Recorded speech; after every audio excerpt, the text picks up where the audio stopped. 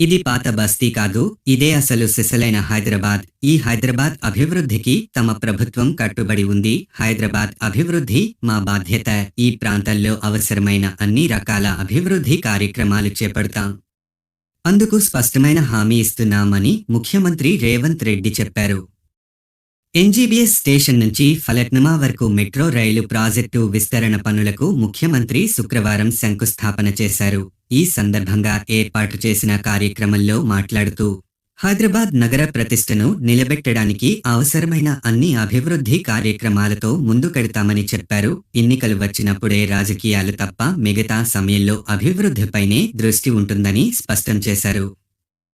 పేద మధ్యతరగతి ప్రజల కోసం మెట్రో ఫేజ్ ను తీసుకొస్తున్నాం. ఓవైసీ హాస్పిటల్, చాంద్రాయణగుట్ట, మైలార్ దేవర్పల్లి నుంచి ఎయిర్పోర్ట్ వరకు మెట్రో రైలు ప్రాజెక్టు విస్తరిస్తున్నాం. చాంద్రాయణగుట్టలో మెట్రో జంక్షన్ ను ఏర్పాటు చేస్తాం. మూసీ పరివాహక ప్రాంతాన్ని అభివృద్ధి చేసేందుకు మాస్టర్ ప్లాన్ రూపొందిస్తున్నాం. దీనికోసమే అక్బరుద్దీన్తో కలిసి లండన్ థెమ్స్ నగరాన్ని సందర్శించాం.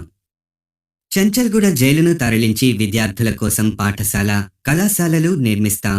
గండిపేట నుంచి నగరంలోని 55 కిలోమీటర్ల పరిధిలో మూసీ నదీ పరివాహక ప్రాంతాన్ని సుందరంగా తీర్చిదిద్దుతాం.